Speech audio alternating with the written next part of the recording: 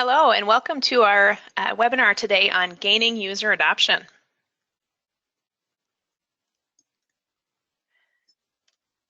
My name is Melissa Green, and I'm a senior business analyst and managing consultant at LedgeView Partners. I've been with LedgeView for just about 4 years, but have been working on software implementation projects for many, many more. And the perspective that I'm going to bring to the presentation here today is kind of some real life scenarios and experience of projects that I've worked on that had good user adoption or maybe not so good user adoption, and kind of what we've been able to glean from those. And my name is Michael Dodds. I'm a support consultant here at LedgeView Partners. I have been with the company for about 3 years now. The perspective that I'm going to be bringing to the table is more from the post or the during and the post-launch stages, and really talking to the users and the admins and understanding what went well, what didn't go well, and doing some retraining, really understanding the back-end portion of it. All right, so introduction and objectives to this session. So as we all know, or if we don't know, we should know, user adoption is really key, probably one of the most important keys to any successful CRM project. And the focus on user adoption should be constant. It certainly isn't something that should be viewed as just training users or, hey, let's start thinking about user adoption just before we launch. It's something that should be constant from the very beginning, planning stages of a project all the way through to the end, and then keep evolving. So that's a theme that you'll hear throughout this presentation. And we hope that you can leave here with ideas that you can apply right away, or kind of get you thinking so that you can reevaluate your approach to user adoption. And these tips are universal. They can be used for a brand new deployment of a CRM system, an upgrade, major functionality enhancement, or perhaps a relaunch of a older CRM system, that really hasn't been given any TLC in a while, and is going to be refreshed and relaunched. And certainly, as I mentioned previously, a common mistake is that people oftentimes view user adoption as something to just start to kind of consider, right before launch or during training or something like that.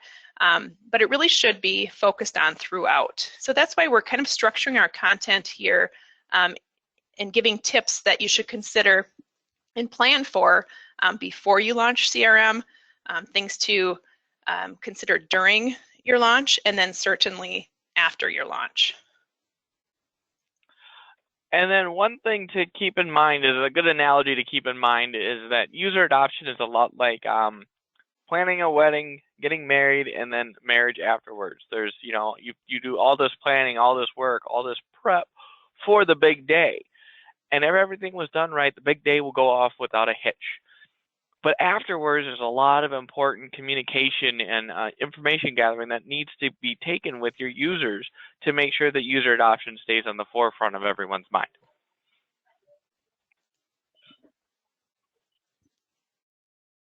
All right, so user adoption tips before your launch. So we're going to cover a few key tips here, and that is leadership involvement in your project team, some tips for system design and planning, communication to your users, and then we'll summarize with some key takeaways. All right, so leadership involvement. So as I prepared for this presentation, I reflected on projects that I had worked on, those that user adoption was excellent, maybe those that the user adoption wasn't very good.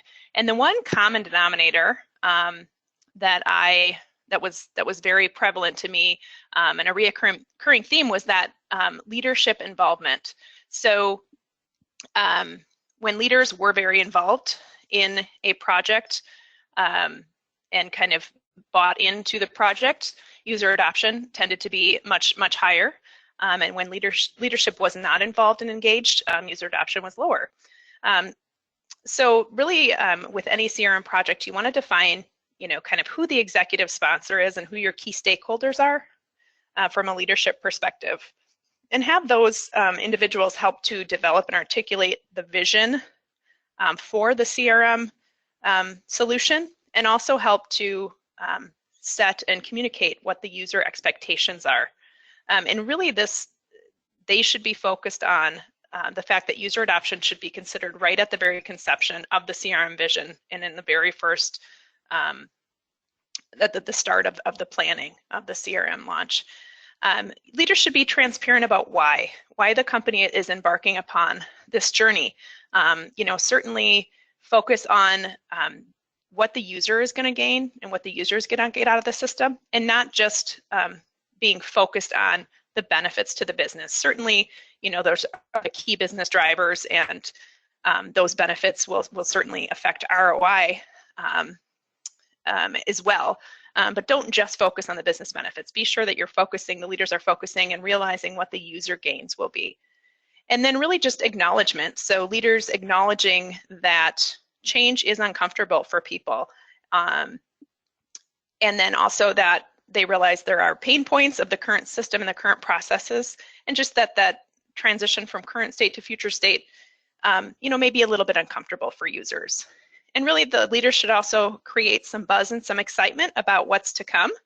And then, just to summarize, like I said, leadership, engagement, and support of the project, it really is crucial to user adoption.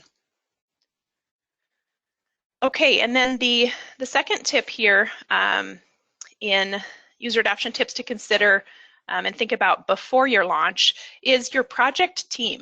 So you certainly want to have a good mix and a good makeup of individuals that are on your project team. So prior to designing the system and what it's going to do and how it's going to do it, you want to develop an effective project team. This is a topic that we could talk about certainly for a good chunk of the time we have allotted here today. But really the point here is that you want to have strategic consideration of who the users are that are part of that team.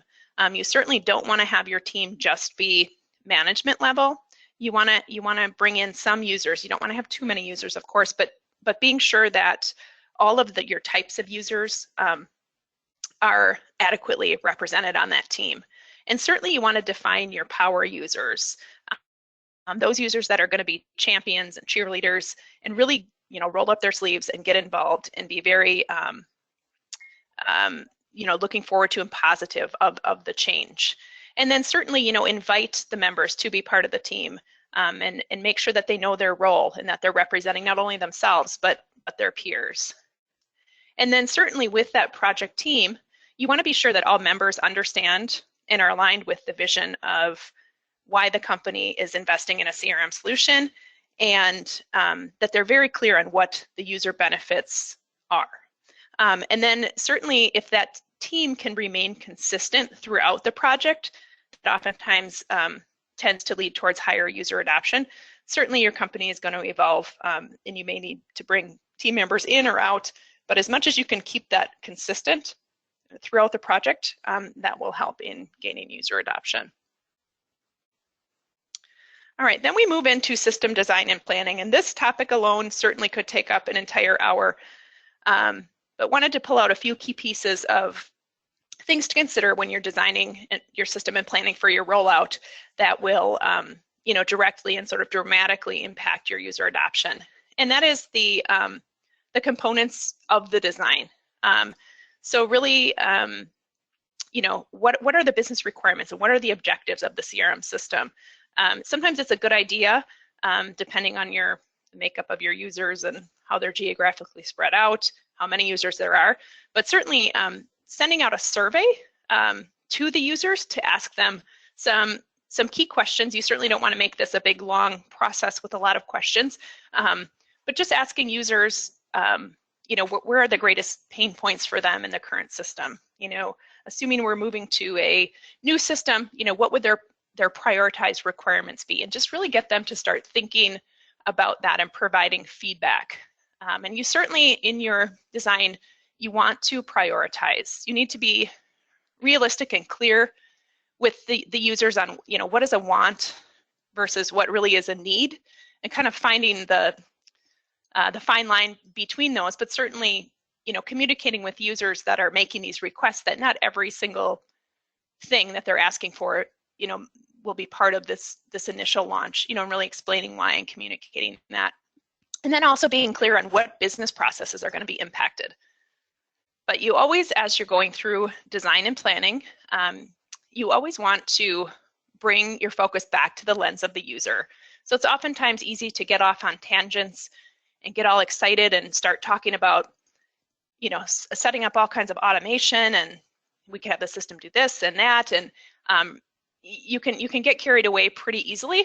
So you need to bring yourself back to, how is this going to impact the day in the life of a salesperson or a marketing person or a customer service person, and really understand if that's going to bring them value and going to save them time or not, and that can easily sway your discussions back on track. And then as much as you can, you want to make your CRM system a one-stop shop where your users can both gather and enter information. Certainly day one, you probably will still have some other systems and potentially documents that users will need to interact with. But as much as you can consolidate systems that users have to use, that tends to garner, great user adoption. And then really, I should have kind of highlighted this next one in red because it's very, very important. Clean and accurate data. So you can plan everything else according to all of these tips that we're talking about here today. But if when you first launch CRM, your data is a mess or is viewed as not credible or complete or thorough by your users, that will turn them off and user adoption will plummet dramatically. So you want to be sure that you're planning ample time and have a thorough, detailed plan about your data. What data is going to be in the system? What data is not going to be in the system? How are we going to get it into the system? How are we going to vet it? How are we going to make sure that it's accurate? How are we going to clean it? All of that kind of stuff. So do not overlook that. It's oftentimes not a very fun part of a project, but it is really crucial and really important. And then certainly providing your users with quick access from anywhere. So certainly, both Dynamics CRM or Dynamics 365 and Salesforce.com, are web applications.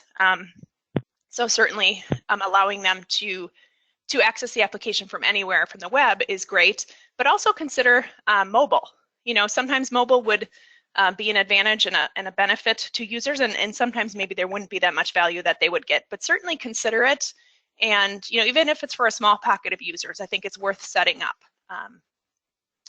And then really try to foreshadow any excuses that you think or any pushback that you think you'll get from your users. This is something that just being part of your culture, and just knowing your people, you should be able to foreshadow at least some excuses that users may make for not wanting to use the system or not using the system, and try to eliminate those as you are putting your design and plan together. And then really focusing on what's in it for me. So for each type of user that's going to be using the system, so inside sales, outside sales, marketing, customer service, really being able to articulate a few reasons for each of those types of users as to what's in it for me. So if they were to directly ask you that question, you'd want to be sure that you have that answer. So kind of to wrap this tip up, I would say that you're really not done planning, and you shouldn't start your implementation until you can clearly define for each group of user what is in it for me. All right, and then a phased approach. So here we're kind of the theme or the saying, you never get a second chance to make a first impression.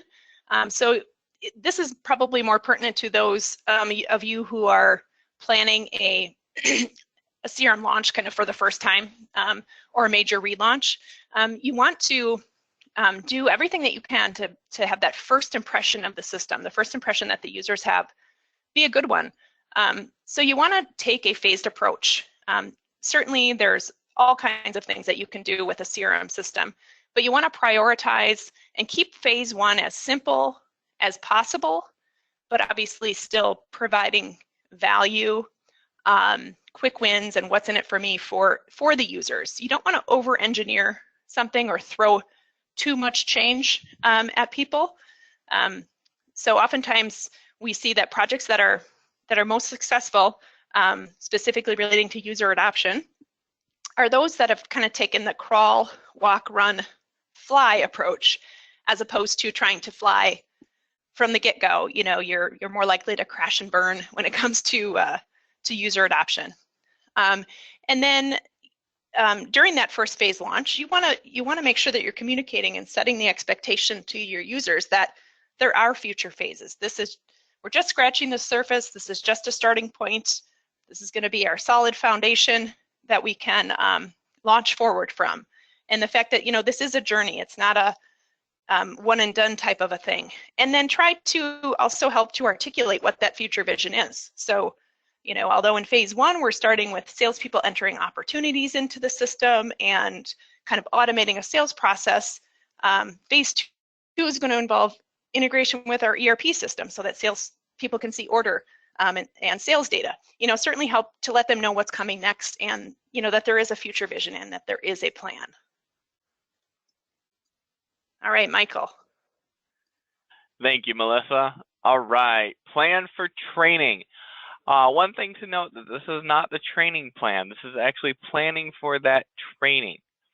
So don't leave this until the end. That's one of the biggest mistakes that we see happen, is that you've got the training plan together, you've got the date and time. Now we've got everything set, we're good to go. And then towards the end you realize, oh wait, I haven't grouped my users together. I haven't determined how long they need to be. All these other pieces, don't leave that to the end. You want to make sure you have that up front.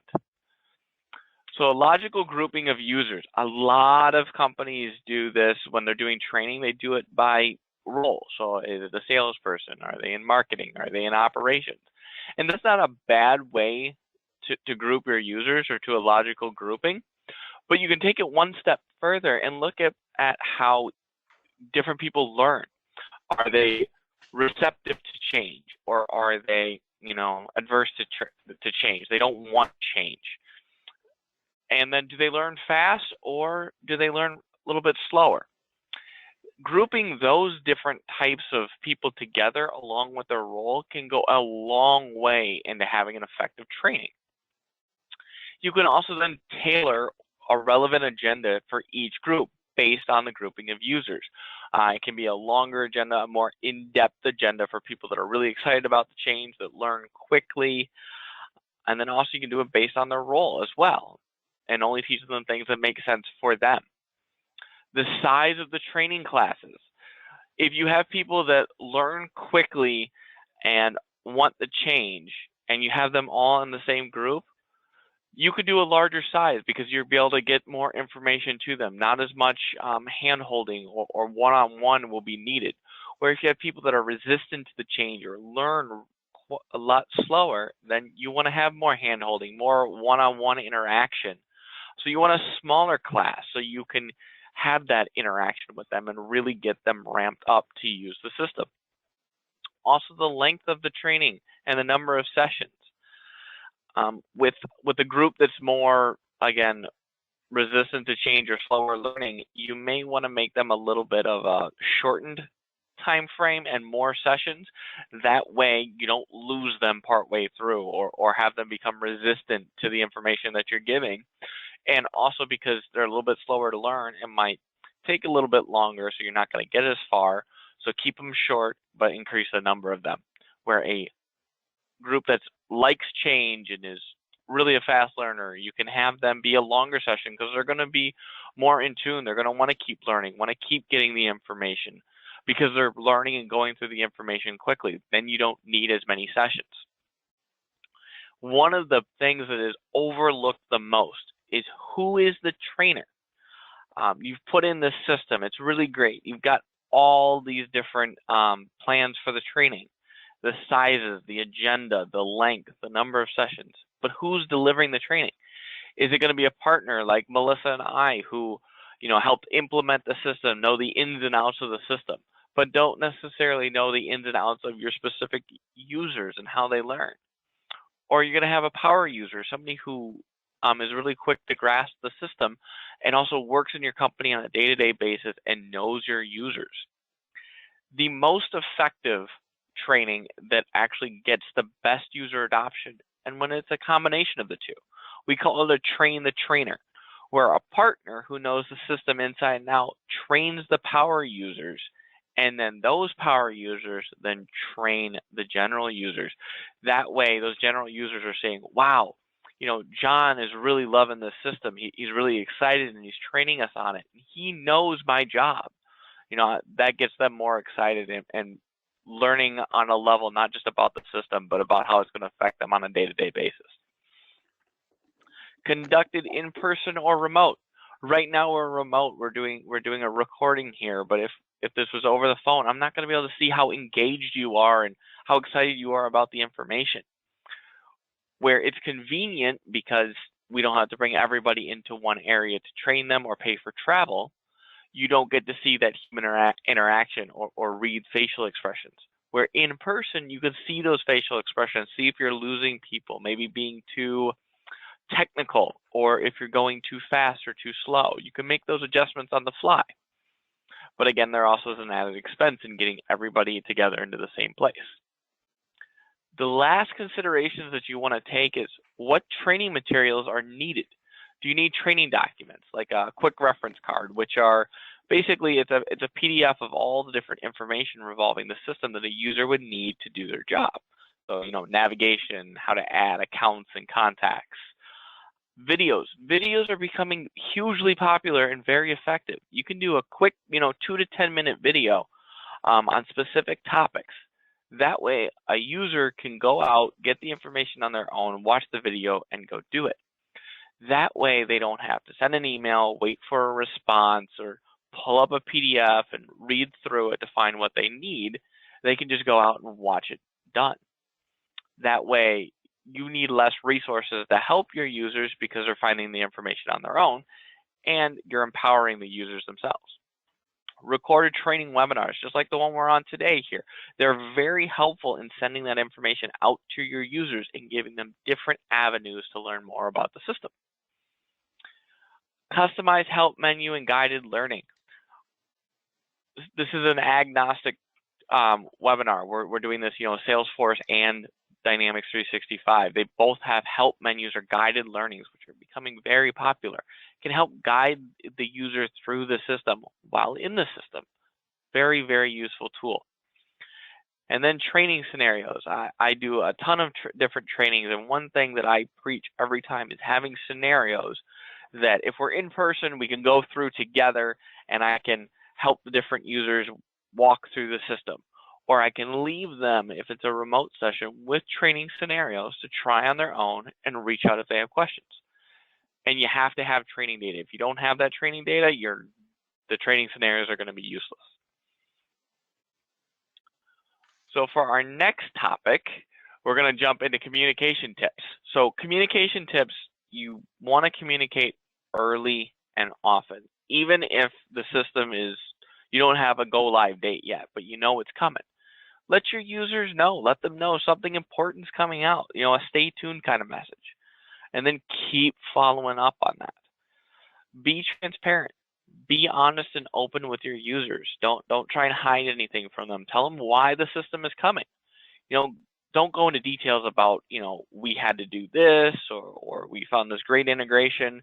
Be short and to the point, but be transparent. And in those communications, focus on what we're doing, when it's coming if you know it, and most importantly, why. Why are we doing this? What's in it for the user? Consistent messaging from all levels of leadership. This is very, very important. Having that same message from the CEO down to John in the mailroom is very, very important. And we do know that the power of who it's from, having a CEO deliver a message versus your manager carries a little bit more weight. But having that same message from the CEO all the way down is very important because the users are going to see, wow, my manager's involved. Wow, Melissa next door is really involved and excited about this. I need to get excited as well. So some different tactics that we have is, that stay tuned message. Stay tuned for, Salesforce or for Dynamics 365. You can put that stay tuned message out there. on the intranet, on a newsletter, during the departmental meeting, add it to the agenda or a company meeting agenda. Keep it always in front of the user. The last thing a user wants is to hear about it with a stay tuned message and then it falls off the face of the earth. They haven't heard anything in a long time. And they're going, hey, I heard about this 365 or Salesforce implementation. I wonder if we're still doing that. So send those regular email updates to keep them involved and keep them knowledgeable about what's coming.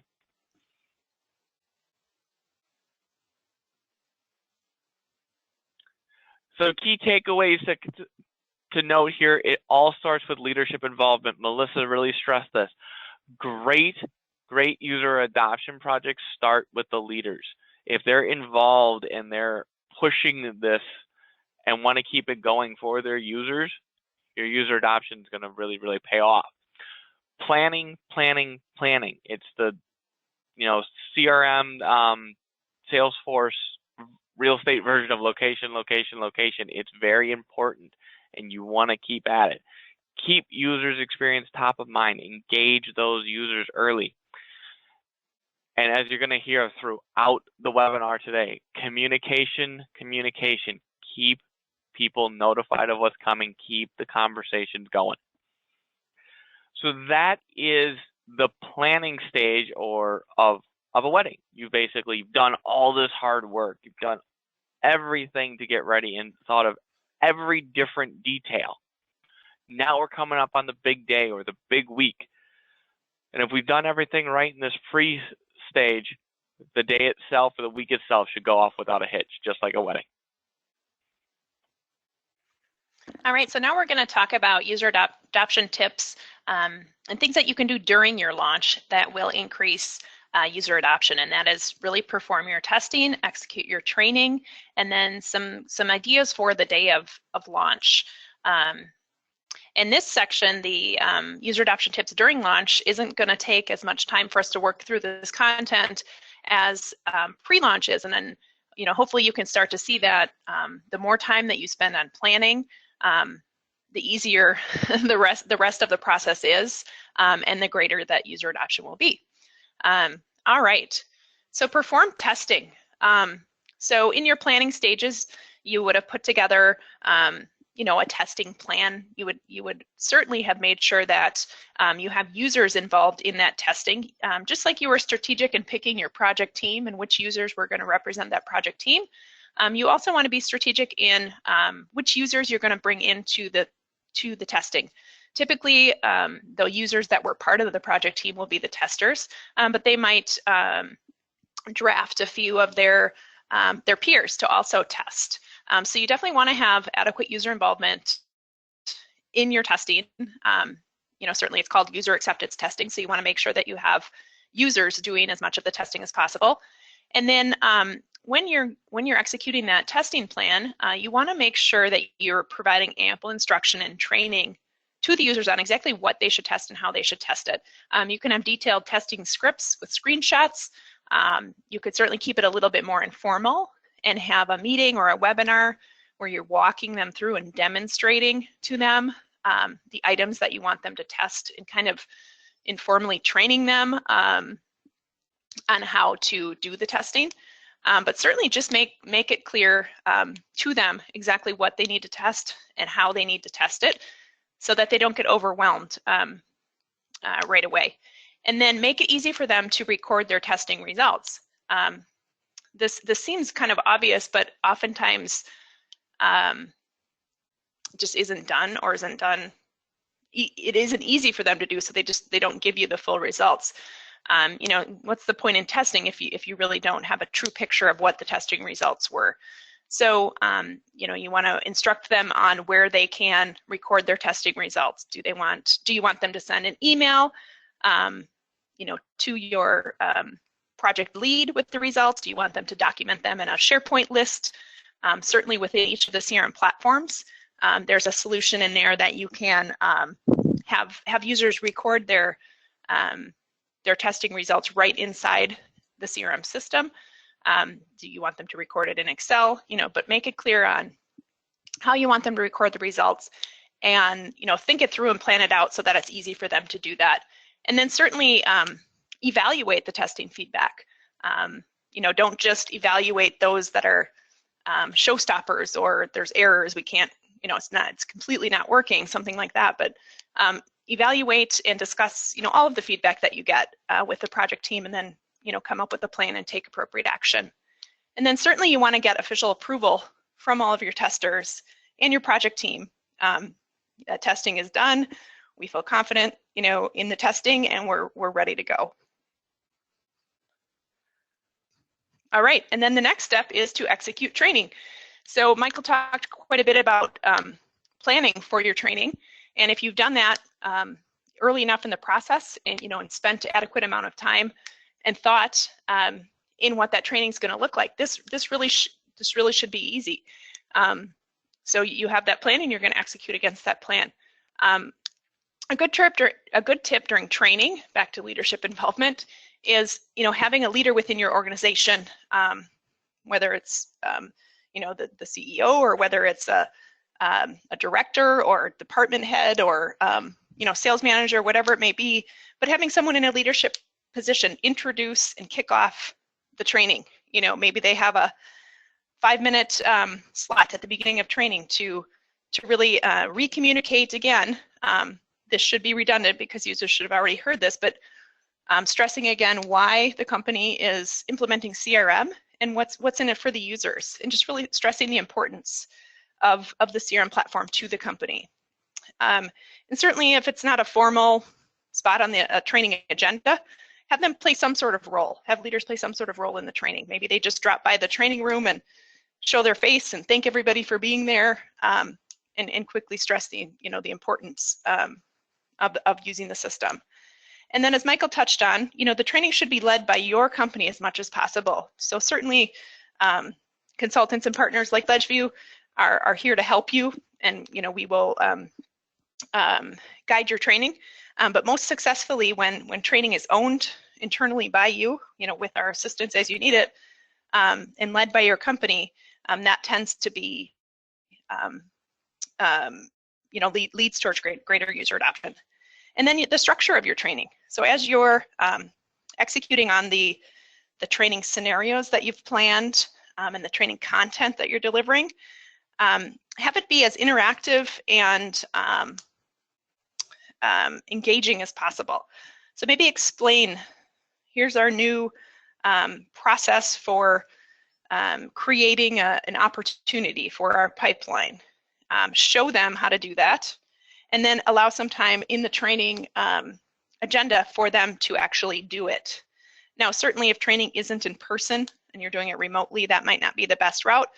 But if you're doing training remotely, always leave them with some action items at the end. Test them with some homework assignments to, go ahead and log into the system, navigate around, locate some of your accounts, enter a new contact, create an opportunity. Leave them with a list of action items so that they can apply the knowledge that they just learned. And then you also want to make sure that you conclude each session with clearly defining what's next, what is coming next. Now that you're trained, now what? And then also making sure that you're detailing out the support process. So they've been trained, but certainly people are going to have questions. They're going to experience issues. They're going to forget, something that you trained them on. So make sure that they are crystal clear on what do they do when they encounter that. How do they get support? So this all kind of comes back to communication. And then also advise them that videos, self-help resources, training documentation, that is all available, and where they can find it. You also want to set the expectation that additional training will be offered. So, if there are people that are potentially needing just individual training, really needing hand-holding, that let them know that they can be paired up with a power user and get some more intensive individual training if that's the route you want to go. Otherwise, let them know that there's going to be more advanced training coming. So a month after we've been using the system, we're going to do some more advanced training, potentially do some refresher training. So a week after go live, we're going to do some refresher training. We'll focus on those topics that that users had the most questions on. But just really set the expectation that you're not trained and then they're being thrown to the wolves, and that's it. Let them know that there's going to be more available. And then really ensure that all questions that they have are answered, before the training session is ended. Sometimes that's not possible. Maybe it requires you to do a little bit of research. But if that is the case, make sure that you set that expectation with them and communicate that, recap that they had a question and that you're going to need to do some research, and you'll get back to them by Friday with the answer, so that they don't feel like they're left hanging. All right, the big day is here. So you've done all this planning, you've done all this hard work, you've done testing, you've done the training, all in preparation for this day. To make the day successful, you really want to make sure that leadership is present and engaged, that they're at the site or at different sites, that they're engaging users, asking how it's going, being excited about it, because that will make the users also excited about using the system. Have your support resources and those power users readily available. There's been a lot of times where the support resources or the power users were out at an all-day training or on vacation or simply unavailable, and that led to users having questions and not being able to have those questions answered. And because they weren't able to be answered, they got frustrated, and that starts to bog down user adoption and morale as well. And food, who doesn't love food? Make it exciting, make it happy, give it a great event, and throwing food into the process, it helps with, morale, and helps make it more of a festivity versus just, hey, here's a new system, you need to use it. Expect a few issues and be prepared for some user frustration. If there isn't any frustration or none of your users are having issues, that means they're not using the system. So understand that it's a brand new system that they're using for the first time. There's going to be questions. There's going to be frustration. Stay positive and keep reinforcing that vision. Like, hey, it may seem difficult today, but imagine in 3 months how much time you're going to save on this, how much more different reports you're going to be able to run in this system to analyze it and get better at what you do and get more time back in your day. Communicate and re-communicate that plan. I know you're probably sick of us saying communicate by now, but let them know and communicate what is expected of them. Send a reminder email in the morning. Reminder that, hey, we're launching out the new system. Be very excited about it, but also remind them how to log in, the URL, what their username and password is, either for each individual or generally what it was set up to be. Being in support, I can tell you one of the biggest questions that support people are hit with is, what's the URL? How do I get into the system again? What's my username and password? This will save your support team a ton of questions. And then send a recap email in the afternoon. Let them know specific numbers, how many different opportunities you closed today, how many leads were generated. Show that the system did what it was supposed to do, did what it was intended to do, and show them that results with pure numbers. That's the day of the launch. We've now gone through. Your wedding day went off without a hitch. That day of launch went really well because of all your planning. But now begins the really hard work, the after launch, the marriage portion, so to speak, where you need to follow up with your users, keep them engaged, hold them accountable, and keep evolving so they constantly stay engaged. They constantly want to keep using that system. First thing we're going to touch on is user support. As you saw, as we just talked about, there's different support during go live. There's, power users that are on site, possibly more support team hands on because it's a launch. People are going to have questions. They're going to have more questions. So you're going to have different support after go live. You're going to have resources available for them to use and where to find them. You want to make sure that you communicate that information and where the support people are and how to access them as well.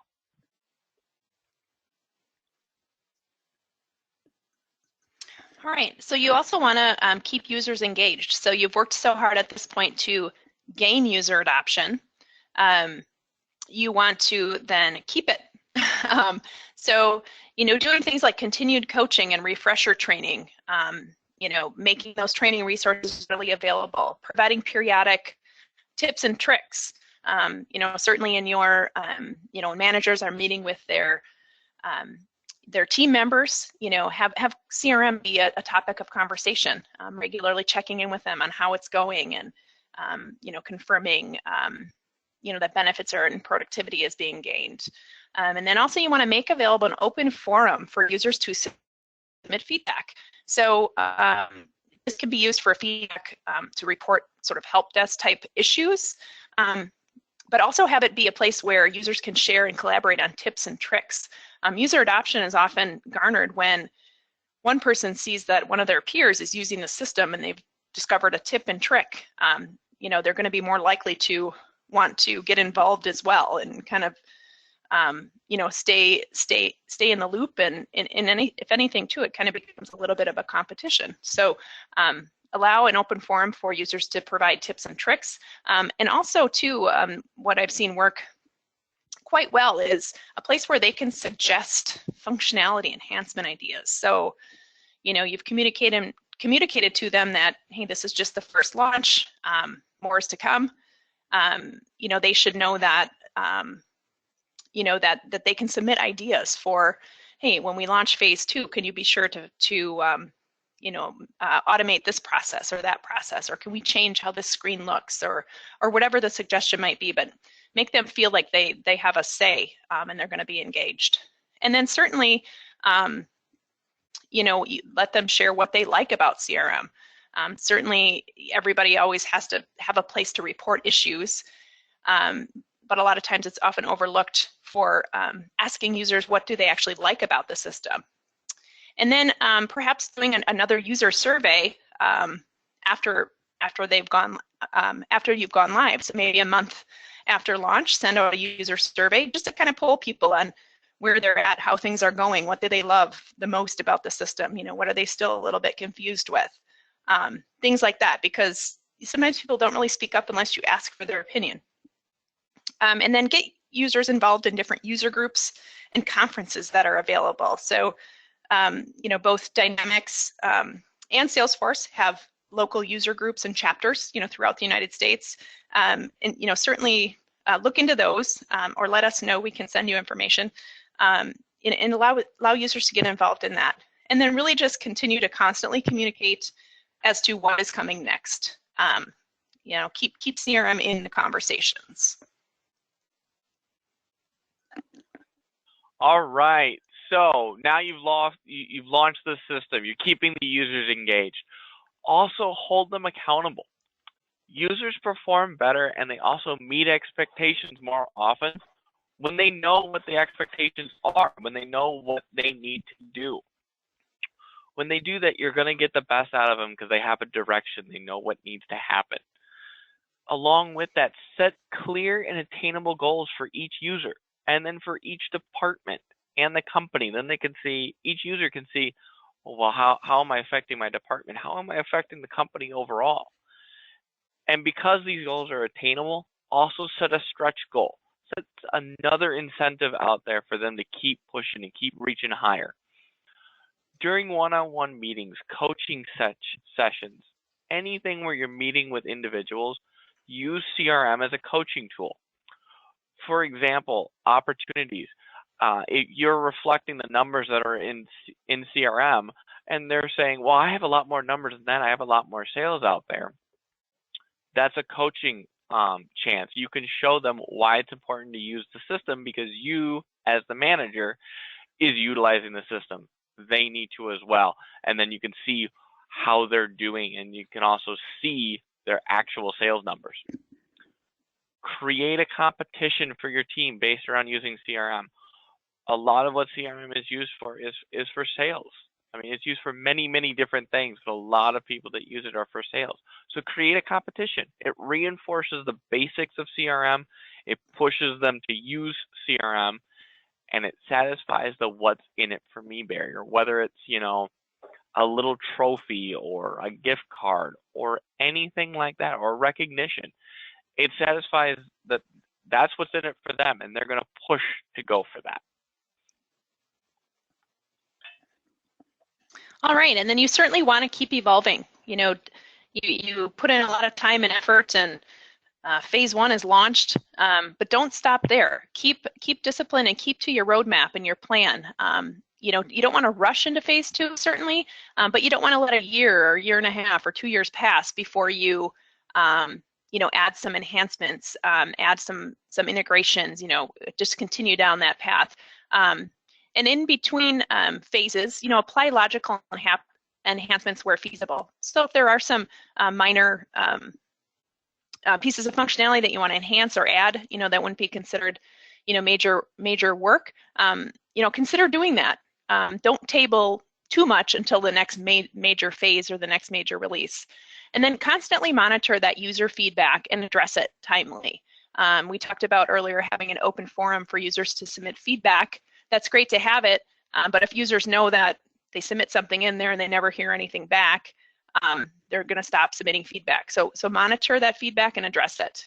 And then, stay in alignment with that vision and, continue to communicate to the users as to what's coming next and, what they can expect.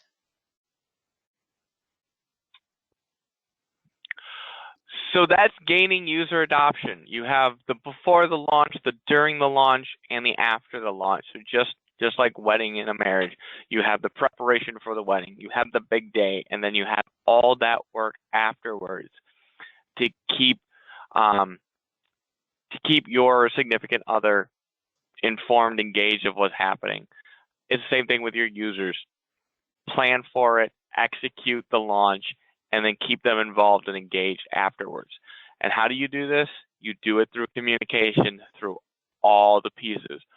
You do this, you follow these tips, and keep the communication flowing, you're going to have great user adoption. I want to thank everyone for their time for attending today.